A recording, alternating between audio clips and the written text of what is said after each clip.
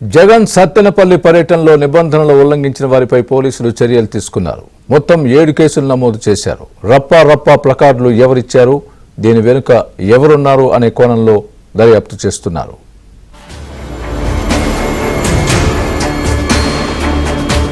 జగన్ సత్తెనపల్లి పర్యటన ఇప్పుడు వివాదంగా మారింది. వైసీపీ కార్యకర్తలు అనేక మందిని రెచ్చగొట్టి ర్యాలీకి తీసుకొచ్చారు. అంతటితో ఆగకుండా వారికి ప్లకార్డులు ఇచ్చారు. ఇంకా కొందరు కార్యకర్తలైతే రౌడీల్లా ప్రవర్తించారు. రాజారెడ్డి రాజ్యాంగం అమలు అని ప్లకార్డు ప్రదర్శించి అందులో గంగమ్మ తల్లి జాతరలో మాదిరిగా రప్పా నరికేస్తామంటూ రెచ్చగొట్టే వ్యాఖ్యలు చేశారు. దీన్ని ప్రదర్శించిన షేక్ బుజ్జి, రవితేజలపై పోలీసులు కేసు నమోదు చేశారు.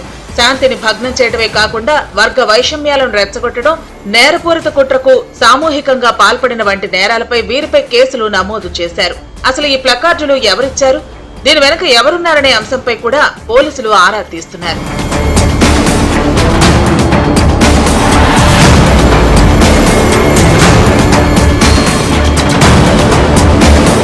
జగన్ సత్తెనపల్లి వచ్చేందుకు అనుమతి కోరగా పోలీసులు కేవలం 3 వాహనాలు 100 మంది వరకు మాత్రమే అనుమతినిచ్చారు. అందుకు విరుద్ధంగా జగన్ వేలాది మందిని వెంట తీసుకువెళ్లటమే కాకుండా కేవలం 75 కిలోమీటర్ల దూరాన్ని 8 గంటల పాటు ప్రయాణించారు.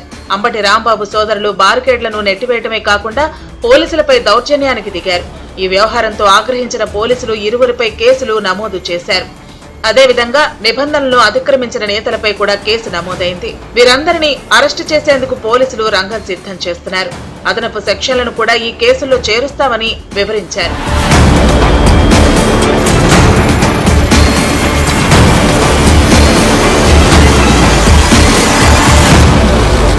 జగన్ తాడేపల్లి నుంచి బయలుదేరి గుంటూరు చేరుకున్న సమయంలో ఓ వ్యక్తి కారు ఢీకొని మరణించారు. సత్తెనపల్లిలో మరొక వ్యక్తి గుండెపోటుతో మృతి చెందారు. జగన్ ప్రయాణిస్తున్న వాహనం ఓ మహిళ కాలుపై వెళ్లింది.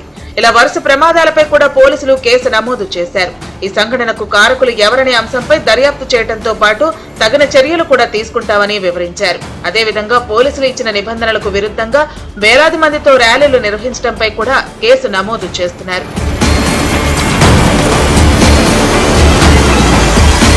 ఈ కేసులో ఉన్న ప్రధాన నిందితులను అదుపులోకి తీసుకునేందుకు పోలీసులు ప్రత్యేక బృందాలను ఏర్పాటు చేశారు. అంబటి రాంబాబుతో పాటు ఇతర కీలక నేతలను వెంటనే అదుపులోకి తీసుకోవాలని పోలీసులు నిర్ణయించారు.